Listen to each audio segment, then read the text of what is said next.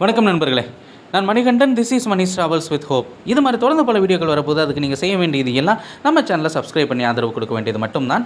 வந்தே பாரத் ரயில்களினுடைய பயன்பாடு அதிகரித்து கொண்டு இருக்கக்கூடிய காலகட்டம். கிட்டத்தட்ட இந்தியாவில் 130க்கும் மேற்பட்ட வந்தே பாரத் ரயில்கள் ஓடிக்கிட்டு இருக்கு. அதுலேயும் தமிழகத்திலையும் கர்நாடகாவிலையும் அதிக அளவில் வந்தே பாரத் ரயில்கள் ஓடிக்கொண்டிருக்கிறது நமக்கு தெரியும்.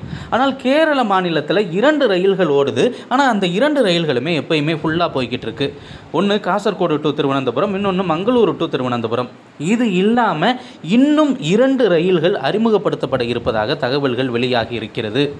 3வது ரயில் என்ன அப்படின்னா, திருவனந்தபுரத்தில் இருந்து பாலக்காட்டுக்கு ஒரு ரயில்.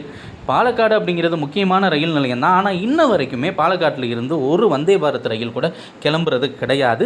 நிரந்தரமாக ஒரு வந்தே பாரத் ரயில் இயக்கப்படுறதும் கிடையாது. ஏதாவது சிறப்பாக வந்தே பாரத் ரயில்கள் சிறப்பு ரயிலாக இயக்கப்பட்டால் மட்டுமே அந்த ரூட்டில் அந்த ரயிலானது பயணிக்கிறது. ஏன்னா பிட்லைன் வசதி அப்படிங்கிறது செய்யப்படவில்லை. இப்போது அது செய்யப்பட வேண்டும் அப்படிங்கிற கோரிக்கையும் எழுந்திருக்கிறது.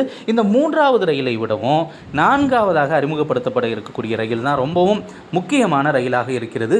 இதுவரைக்கும் சென்னைக்கு கோயம்புத்தூர்லேருந்து கனெக்டிங் அப்படிங்கிறது இருக்குது வந்தே பாரத் ரயிலின் மூலமாக.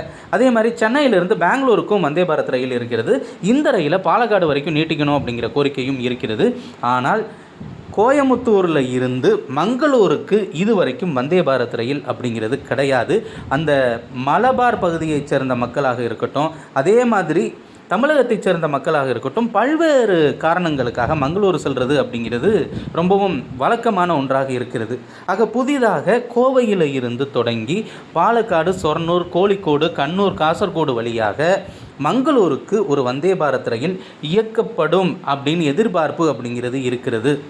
இது இயக்கப்படும் பட்சத்தில் கோவையிலிருந்து ஒரு புதிய வந்தே பாரத் ரயில் செயல்பட இருக்கிறது. அதே மாதிரி மேற்கு தொடர்ச்சி மலையையும் அரபிக்கடலையும் இணைக்கக்கூடிய வகையில் அந்த ரயிலானது இருக்கும். அது மட்டும் இல்லாமல் பாலக்காட்டுக்கு 2வது வந்தே பாரத் ரயிலாக அந்த ரயில் அமையும் அப்படிங்கிறது தான் மிகப்பெரிய உண்மை. இந்த வீடியோவில் நான் கொடுத்த தகவல்கள் உங்களுக்கு போதுமானதாகவும் அதே நேரத்தில் பயனுள்ளதாகவும் இருந்திருக்கும். அடுத்த ஒரு வீடியோவில் பார்ப்போம். அது வரைக்கும் நன்றி, வணக்கம்.